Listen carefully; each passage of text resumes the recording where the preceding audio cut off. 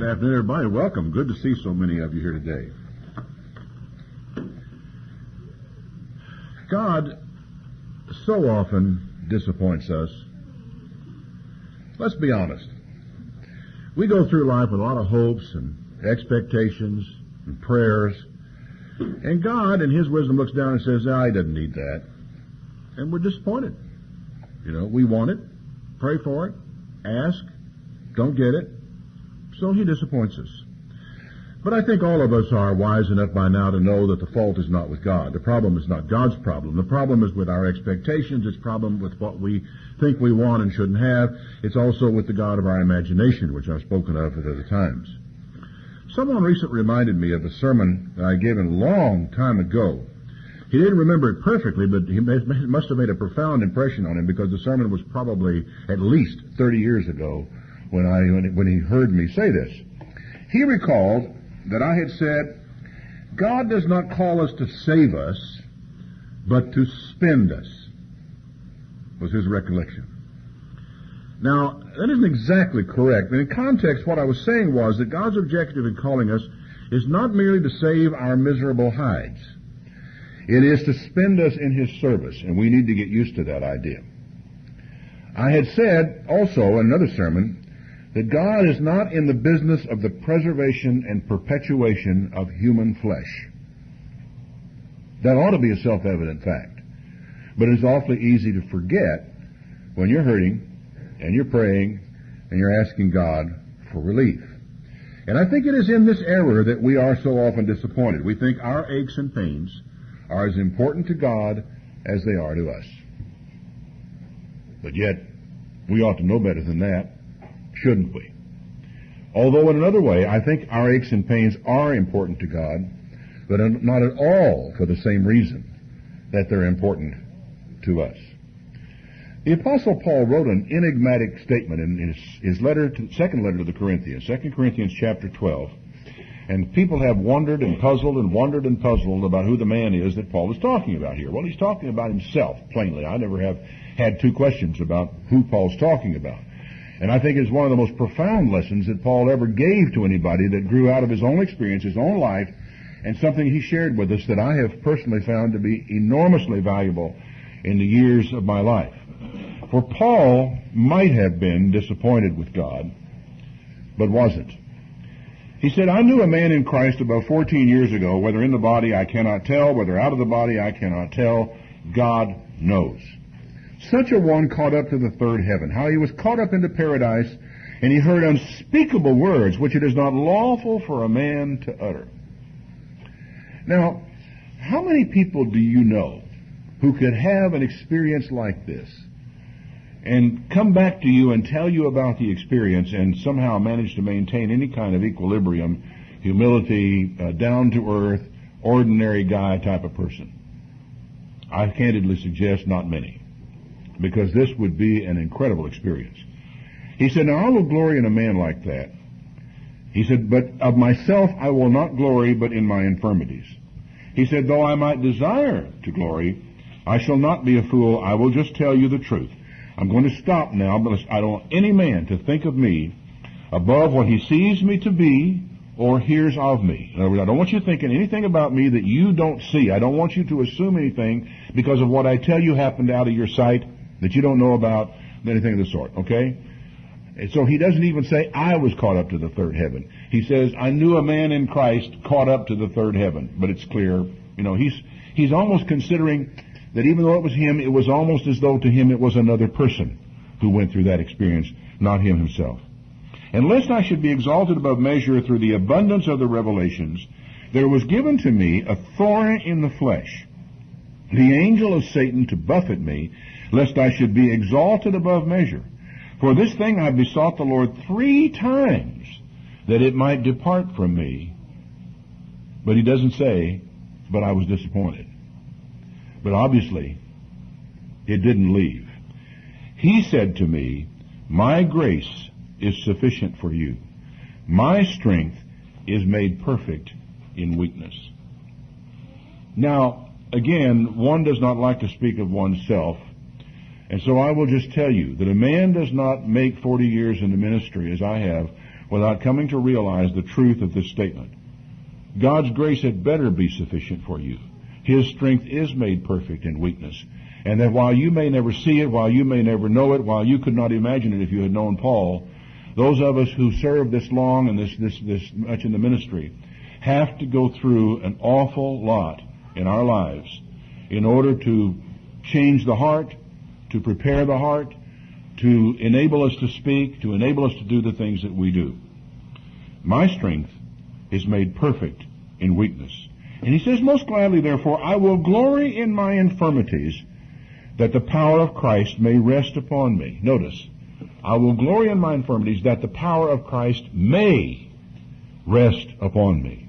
For if he does not handle this properly, the glory of Christ may not rest upon him. It's as simple as that. Therefore, I take pleasure in infirmities, in reproaches, in necessities, in persecutions, in distress for Christ's sake.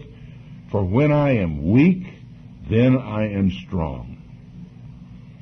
I have to tell you the truth. I'm not there yet. I'm not down to the place to where I can say, I'm really confess that I'm just take pleasure in my infirmities. Sometimes they hurt terribly, and I'm not particularly happy to have them, and I kind of always wish they would go away when they come. But Paul says, I take pleasure in my infirmities, because somehow he had been able to see clearly in his life. And he had had reason to see, perhaps more than some of us might. He had seen clearly in his life that it was the weakness of his flesh, it was the weakness of his body, it was his weakness as a human being that made it possible for the power of Christ and the glory of Christ to rest on him and enable him to do what it was that he did. Otherwise, his human nature would have gotten very much in the way. I'm not there, but I can understand what Paul means through personal experience, that when I am weak, then I am strong.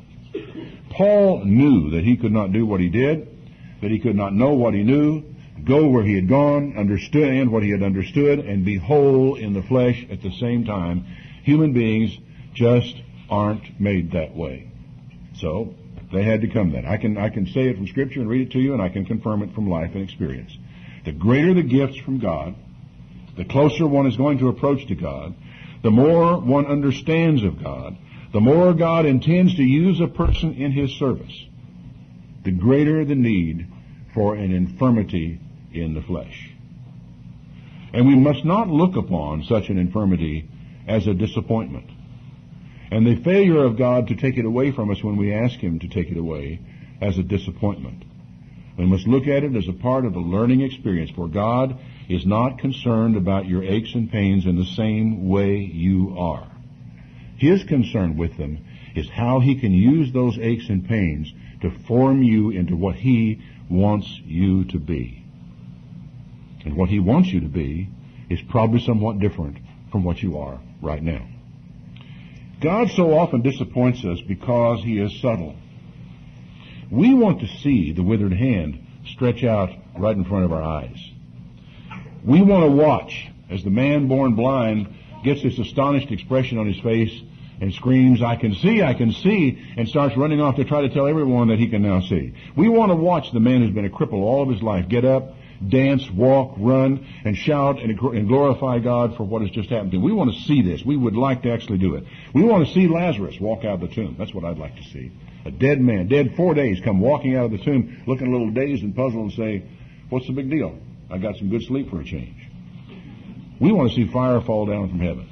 That's what we would like to see. And we're a little bit disappointed sometimes when we don't see anything. Oh, God may make a sick man well, but we wonder, somewhere back in the back of our minds, we wonder if maybe he didn't just recover. Or God may find you a job, but you can't tell if he really found you a job or if the job was just there and time and chance got you in the right place at the right time. And that question sort of crosses your mind saying, wait a minute now, did God do this or was it time and chance? Did God do this or did I just get better? Did God do this or did the doctor do this? And this little thing is always, it seems like there. It's there because God is subtle. And he's subtle in ways I think that we don't entirely appreciate. Now, There's an example in the Bible that is a familiar one that if you've gone to church very long, you've heard sermons on this subject, on this man. But I will take you back there today. I'll try not to bore you with insignificant details, but I want you to understand this story. The man's name is Naaman, and he's a Syrian. He's not an Israelite at all. It's in 2 Kings chapter 5, verse 1. Naaman, captain of the host of the king of Assyria. This is the commander, not the commander-in-chief, he's the chief of staff. Military chief of staff. He's what Colin Powell was during the Gulf War back when. Big man, one of the strongest military people he had. He was a great man with his master. He was honorable, as a matter of fact, which oftentimes is rare in men. He says, because by him the Lord had given deliverance to Syria, he was a mighty man in valor. But, heartbreaking, he was a leper. Now, there's an interesting thing about this man. I mean, here he is, a fine military mind, probably in his day a great fighter, a man you really would not want to get in the ring with, the kind of man who could win. He was also honorable. He was respected. You can, as the story develops, you can see that the king respected him highly. His men respected him highly. This is some kind of guy. But he was a leper. This terrible disease that kind of forces you into a kind of loneliness because people don't want to touch you or be too close to you. And so he had to live with this. With such a loathsome disease, greatness isn't worth nearly as much, is it? Which one of us is willing to trade, leprosy for even the greatest job that we could find? I have an idea that as Naaman was as men go, an admirable man. Now in verse 2 it says, the Syrians had gone out by companies and had brought away captive out of the land of Israel a little girl. And she waited on Naaman's wife. And she said to her mistress, would God my Lord were with the prophet that is in Samaria, for he would recover him of his leprosy. She just knew this. Now mind you, we're talking about a little girl here. And she cares enough for her mistress's husband, for Naaman. So she has some respect for him as a captive. She says, I just wish he were with with the prophet in Samaria. He's a great man. He would recover him of his leprosy. Now this prophet in Samaria is a man who received a double portion of Elijah's spirit. His name is Elisha. And again, he is some kind of prophet. Well, somebody went and told his Lord, saying, that little girl that we brought back from Palestine, she said this about the prophet that's in Samaria, that he could recover you of your leprosy. And the king of Syria found out of it, and he says, okay, go. I will send a letter to the king of Israel. He departed and took with him 10 talents of silver, 6,000 pieces of gold, and 10 changes of raiment. Now look, this is staggering. This is huge, and it gives you some kind of estimation of the esteem with which the king of Syria held this man. He's a fine man. He loved him, I think. And he so regretted the leprosy, and the idea that maybe something could happen here, he would change it. Well, they brought the letter to the king of Israel, saying, now when this letter has come to you, behold, I have sent with it Naaman, my servant, to you, that you may recover him of his leprosy. He tells this to the king. I don't think this is Ahab. I believe this is probably the king following King Ahab. It came to pass when the king of Israel had read the letter, he rent his clothes. He says, am I God to kill and make alive that this man has sent to me to recover a man of his leprosy? Look, I pray you, and see, he's looking for a quarrel with me. Now, this is not uncommon. I mean, as I think his response is pretty logical when you get right down to it. This man, there's nothing, I can't possibly do what he's asking me to do. He's looking for a reason to go to war with us. Common things like this were commonly done. It's almost funny. It scared the king of Israel half to death. And it was so, verse 8, when Elisha, the man of God, heard that the king of Israel had rent his clothes. The king tearing his garment is a big deal. He sent to the king, saying, why have you rent your clothes? Let this man come down to me, and he'll know that there is a prophet in Israel. So Naaman came with his horses and with his chariot, and he stood at the door of the house of Elisha. Now, mind you, this man is the chairman of the Joint Chiefs of Staff of Syria. He's a big, important man with a lot of wealth with him. And he's standing outside the door.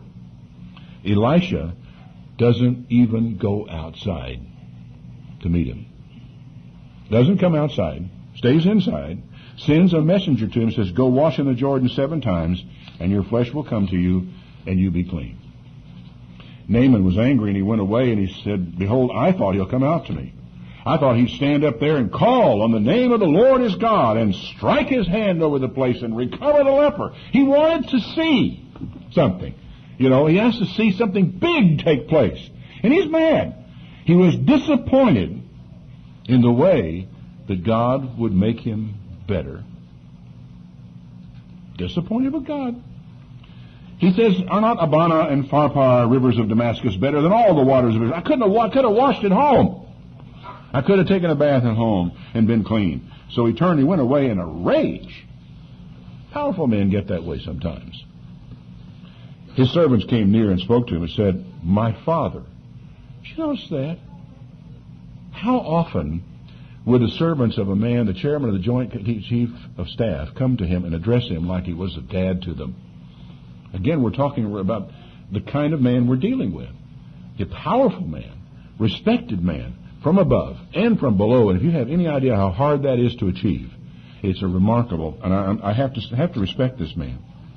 They said, my father, if the prophet had bid you to do some great thing, wouldn't you have done it? If they'd sent you over to take a city, you'd have had it down by nightfall. Now, why then just go do what he said to you and wash and be clean? So, Naaman went down, he relented, and he dipped himself 7 times in the Jordan, like the saying of the man of God. Down once, no change. Down twice, no change. But when he came up that 7th time, it says his flesh came again to him like a little child, and he was clean. Now, this is not entirely subtle, but it's subtle in many ways. It's not. So many things that happen here are unexpected, and they don't go the way you want them to go. They don't go the way you expect them to go. They don't go the way you think they ought to go. We mustn't be disappointed with the subtlety of God, because I think he enjoys it. I really think God enjoys doing it. I think he laughed when he saw Nathan's face when he came up out of the water and saw his hands. And God watched, took pleasure, and laughed because of what he had done. What a cute little trick we have played on Naaman the Syrian. And he's whole, his skin like a little baby. And here's another thing. All this was set in motion by who? A little girl who cared and who knew about God and was young enough and simple enough and childlike enough to believe in God. This is all. He should go see the prophet in Samaria. He'll heal him of his leprosy. And the little girl was right. You know, we would be smart if we got with the program and worked his way instead of ours. Doesn't that seem reasonable? To get with God's program and think his way. Look at it his way. Approach it his way instead of ours. If we did that, we probably would be disappointed in God a whole lot less than we are, because we would realize some of the strange things that happen from time to time in the way that God goes about things. Well, Naaman came back to the man of God. He and all of his company came, and they stood outside before him, and he said, now I know there is no God in all the earth but in Israel. Now therefore I pray you, take a blessing of your servant. We got money. But see, here's the problem. There is no way Elijah could have taken that money. No way. For the whole thing is defeated. The whole lesson is gone. Everything gets flushed if he takes that money. And Elijah knows it. It's not possible. It's not permitted for him to do this. Because it is God who must be honored. Giving money to the prophet for what God did in the river, and it was done clean over in the River Jordan. It wasn't done where Elisha was. Would be totally wrong and inappropriate. So Elisha is not about to do so. He said, behold, as the Lord lives, before whom I stand, I will receive nothing. And he urged him to take it, but he refused. And Naaman said, well, shall not there then be given to your servant 2 mules burden of earth? I want some dirt. Because I'm not going to offer either burnt sacrifice to other gods, to anybody, but to the Lord. In this thing the Lord would pardon your servant, that when my master goes into the house of Rimmon to worship there, and he leans on my hand, and I bow myself in the house of Rimmon, the Lord pardon your servant in this thing. And he said, go in peace. So he departed from him a little way. It's a really interesting thing, because what he is saying is, I'll go in there and I will bow my head in there, but my heart will not be within it. And Elisha seems to have given him leave to do precisely that. Then there is this terrible story. Gehazi was disappointed how God handled this. He said, my master let this man off scot-free, and look at all that money. So he went out, asked for some, and got it, came back. The end result was that, well, Elisha told him, he said, I saw you when the man turned back from his chariot to meet you. Is it a time to receive money, to receive garments, and oliveyards, and vineyards, and sheep, and oxen, and men servants, and maid servants? Is it time to be doing that? Is that what we're all about? Is that why we're here doing what we're doing? The leprosy, therefore, of Naaman shall cleave to you and to your seed forever. And he went out from his presence a leper as white as snow. Terrible, terrible thing to have happen. And lesson to be learned from it, I think, if we just can get our mind around it. It is so easy to be disappointed with God. Whenever we have got our minds fixed on something and we think things should be a certain way, and we think whenever God doesn't do it that way, well, our hearts are down and we're disappointed. In spite of everything, one of the greatest men of the Old Testament was disappointed with God. His name was Elijah. He had seen the fire fall down from heaven. You know, he was there. He was on Mount Carmel. He saw all these priests going around. He had them pour water over all these sacrifices, dig ditches around, put water in the ditches and everything else, in one short prayer, and wham! Fire came down from heaven, consumed everything, lifted up the water in the ditches and the dirt and the stones and everything else were gone. I mean, it was incredible what he and everybody around him had seen. No disappointment there. That's the kind of thing we expect of God. What we don't expect is what tends to follow even when we have seen something like that. For Elijah was not out of sight before the hearts of all these people were turning right back the way they had gone before.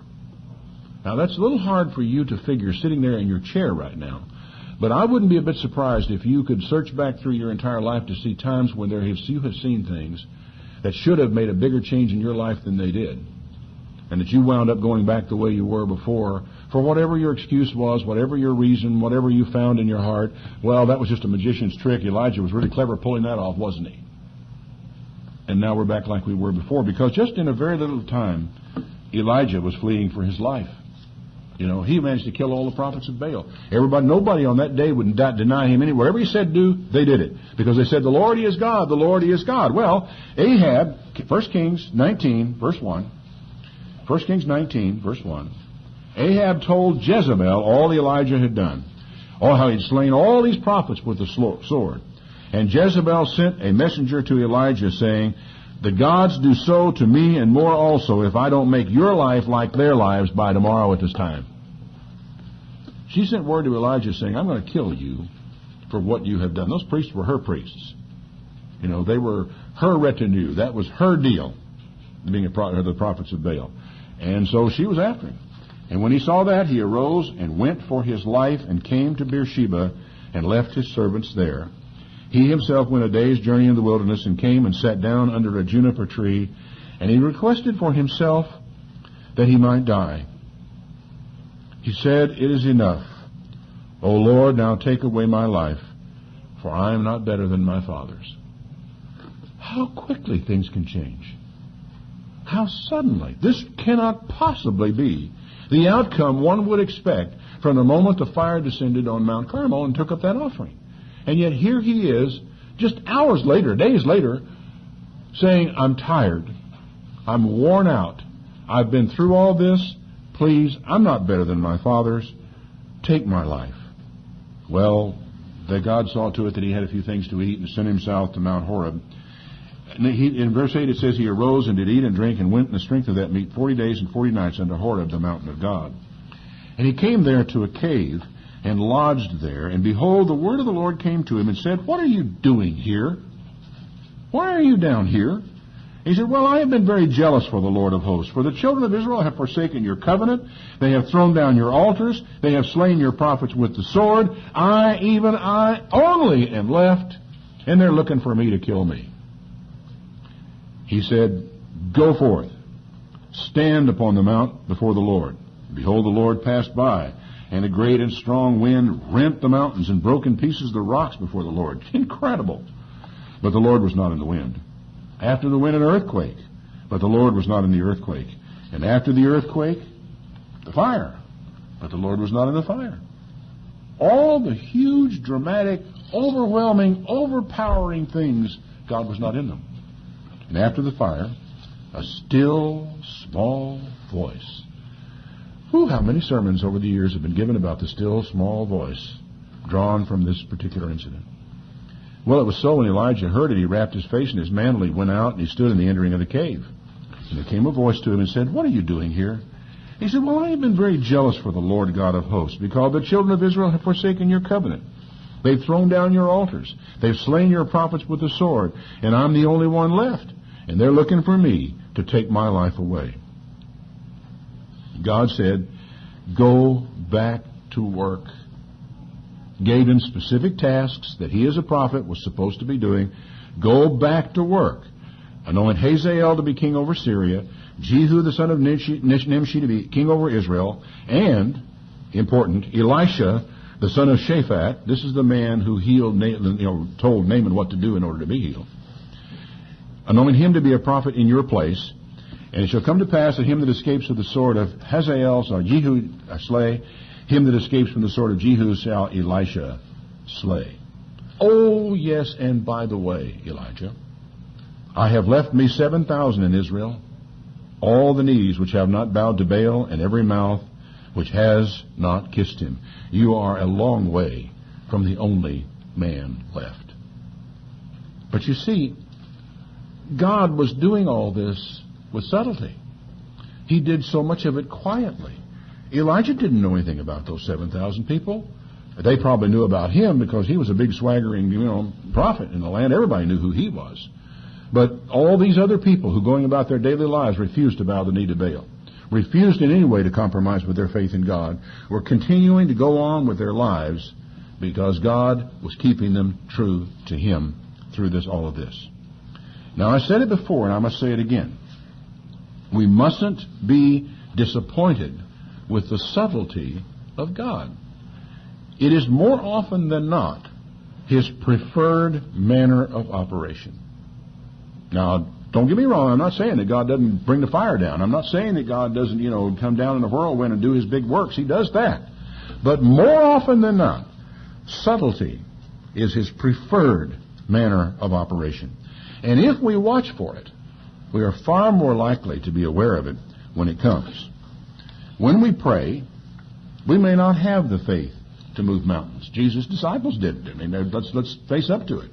Sometimes you do have faith, and sometimes you got less faith. We may not be able to pray in faith that God will make a tumor disappear. Just stand there and watch it go. Although I'm quite certain God has done so, and I know he's quite capable of doing so. We may not have the faith to ask for that. Not really. Not with confidence, and so forth. But we can pray for relief of pain. We can pray for a good night's sleep. We can pray for the person to find a better doctor. We can pray for them to find just the right medication. We can pray that you will help different aspects of their life that will work. We can pray for the kind of thing that God is probably most likely to do, and that is the subtle approach to the problem. Now, you can ask all the questions you want to about why God decides to work this way, and that will be a totally different subject for another day. But one thing I want us to understand is he does. That God does sometimes slip on us from behind. And his way of doing things is subtle, and it's not a surprise to us. Look for that which God can do with subtlety. And look for the leadership of the Holy Spirit in prayer. In other words, when you approach a situation where someone has requested prayer and you really don't know what to ask for, well, you can talk to God about the situation. You can talk to him about the possibilities. You can talk to him about what he might do. And you can watch for the leadership of the Holy Spirit in what you might ask God for and how you might pray. And to try to realize that God may not wish to handle this in a way that will confound all the doctors. He may not want to leave the whole hospital staff standing there with their jaw hanging open today. But he may want that guy to walk out of the hospital whole and alive for his reasons, in his way, in his time. So let's get on his wavelength. Let's get with his program, and let's consider how he wants to do. And let's expect the play to be subtle. You want to see the lame rise up and walk. And that is great if it's God's moment for it. But it shouldn't be disappointing. It must not be disappointing. Must not allow disappointment if it is not. Now, Jesus had to face this moment in the Garden of Gethsemane. You're all very aware of the time when he, after the Passover with his disciples, went down across Kidron and over to the Garden of Gethsemane. And he had them sit there for a while, and he went away from them so that he would pray and talk to God. And it's intriguing, as you read through the gospel accounts, you realize that what happens here is he starts off by saying, "Oh God, if it is possible, let this cup pass from me." And he knew what he had to face. He knew what was coming, and he dreaded it. He was afraid of it. He feared it. Any sane human being is going to fear and dread what Jesus had to go through that night. And he didn't want to do it. And so he prayed, "Let this cup pass for me. Nevertheless, not my will, but your will be done." And he goes back and he prays again. He prays, if it is not your will that this cup pass from me, then let your will be done. He seems, as he prays, to find ways of drawing this thing down in his mind where he finally seems to realize, yeah, it is your will. I really must do it. Luke tells us there was a point where he was sweating and his sweat was like great drops of blood on the ground. And also that at one moment in time, there was not a great flash of lightning that came down from heaven. There wasn't anything really terribly dramatic that took place. There was just suddenly, there was an angel. What form, we're not told, is there with him, strengthening him in this terrible moment of time. A subtle, not dramatic, strengthening event to help him get through what he had to get through on this night. Jesus adapted his hopes and his plan to the method. And we are too often disappointed because we fail to make that adaptation. We fail to make that adjustment. We fail to work our way into that frame of mind to deal with what we have to deal. Now, I don't want you to think for a moment that we shouldn't ask God for the big event, for the big show, the big thing, the dramatic healing. We have every right to ask God for the big stuff. And he says, "You have not because you ask not." But at the same time, look for the subtlety of God and join him in winning the fight before the enemy even knows we're there. Because lots of times that's the way he wants to do it. It's the way he intends to do it. And it's just terrible, isn't it, if we expect it to happen this way, and he takes his way and does it the other way, and we end up disappointed because we don't realize what he has done, or we end up sort of wondering in our minds, did God do this or didn't he do it, or did I just somehow get through it okay? There was an occasion in Israel's early history when they were terribly oppressed by the Midianites. I mean, it was bad. And there came an angel of the Lord to a particular man on an occasion. It's found in Judges chapter 6, verse 11. It says, "An angel of the Lord came and sat under an oak in Ophrah, not Oprah, but Ophrah, that pertains to Joash the Abiezrite, and his son," this guy we know, Gideon, "threshed wheat by the winepress so he could hide it from the Midianites," because generally speaking, you thresh wheat, they come in, pick it up, it's gone, and you're without. "And the angel of the Lord appeared to him, and he said, 'The Lord is with you, you mighty man of valor.'" And I have a feeling Gideon turned up and says, Who are you talking to? What do you mean, mighty man of valor? Because he knew who he was. And you read the account, and I'm not going to take you through the entire account today. I'll leave that for you to study. It's a very touching story, though, as you read it. Here was a real ordinary man. You know, nothing special in him that anybody would notice. Certainly that's the way he thought of himself. And he didn't know who this angel, who he was talking to. Gideon didn't. He thought he was talking to a man. And he was puzzled because he thought very little of himself. And that is a very important event, or item, in this story. That Gideon did not think very highly of himself. He was not the big guy. He wasn't the fighter. He wasn't the man you would expect to do this. Okay, preachers have worn this story out, so I won't wear you out further with the rest of it. But I recommend you start reading in Judges 6. It's a very endearing story about this man, Gideon. In Judges chapter 6, verse 33, "Then all the Midianites and Amalekites and the children of the east were gathered together and went over and pitched in the valley of Jezreel. But the Spirit of the Lord came upon Gideon, and he blew a trumpet, Abiezer was gathered with him, and he sent messengers throughout all Manasseh, who also gathered after him. He also sent messengers to Asher, Zebulun, and Naphtali, and they came up to meet him. And he ended up with a pretty good-sized army. He had 32,200 men that answered that call. Not bad. Now consider what God considers. The gang of Midianites was even bigger. They had 32,000 men. But listen to this description in Judges 7, verse 12. The Midianites and the Amalekites and all the children of the east lay along the valley like grasshoppers for multitude. Their camels were about without number, as the sand by the seaside for the multitude. So, we have got a whole bunch of people here.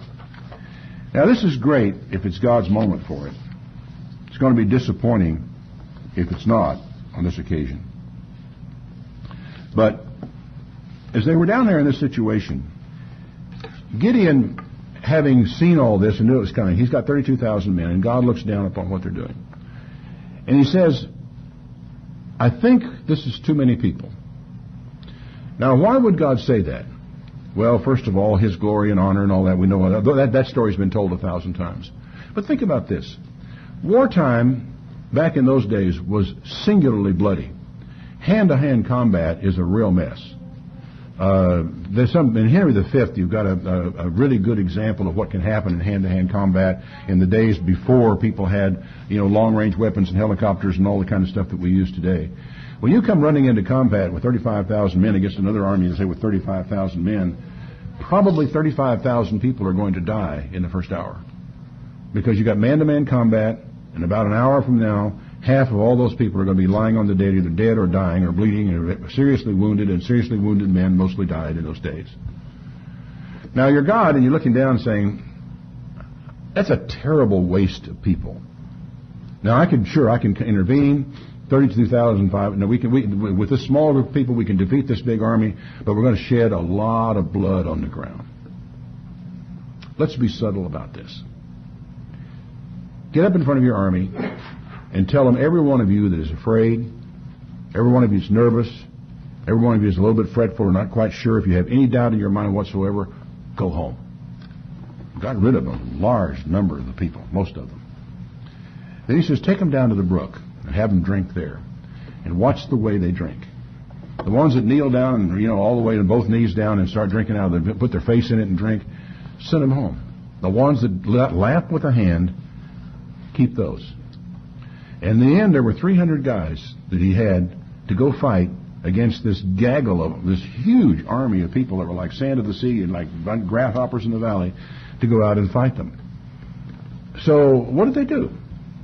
Well, as far as you read the accounts, you get the feeling almost that it was Gideon who decided what they would do. I don't know if God revealed this to him or told him to do it or he decided to do it. The story's a little unclear, but what he did was he said, I want every man to have a lamp and a pitcher and a trumpet in his hand. All 300 of us got trumpets. And we're going to get up on the hillside, and when I give you the signal, you're all going to, break the pitcher, which makes noise by itself, and hold up your lantern. You got the lantern in one hand and your trumpet in the other. No sword there, by the way, is there? And you're going to lift up the lamp, and you're going to blow the trumpet, and then you're going to shout, the sword of the Lord and of Gideon. Roar this down the valley around on these people. That's what they did. They broke the lamp. All of a sudden, these people are down there minding their own business in the valley, getting ready for a fight maybe the next day. And suddenly there's this huge crashing sound from the hillside. Lights crawling all over the place. Trumpets are blowing. The sword of the Lord and of Gideon scared them slap to death. And they started running out there. They were turning their sword. They thought, when they saw a guy, they thought it was one of the enemy, and they were fighting among themselves. They killed more themselves by far than the Israelites ever did in that night. But even so, there was less loss of life than there might have been. And those men headed for the hills. They were gone. And the battle was won that day. Now, I consider that very sneaky. It's subtle. It's the kind of thing that God sometimes does because he's God. He can do what he wants to do. But there's a subtlety. There's a desire. Sometimes it seems to do things with a minimum amount of resources. It's a matter of demonstrating his power. It's a matter of showing what he could do. And sometimes I think it's because he wants some people to understand what he has done and nobody else to know and nobody else to realize. I don't know that I can explain entirely. But I think it's a whole lot better for us to get on God's wavelength, to think as he thinks, and to see as he sees. There are circumstances in which a frontal assault is what is called for. We need to get right up in their face and come right at them. But in other cases, I think he wants us to be as subtle as he is. Jesus said to his disciples, "Look, boys, I'm going to send you forth as sheep in the midst of wolves. Be as wise as serpents and as harmless as doves."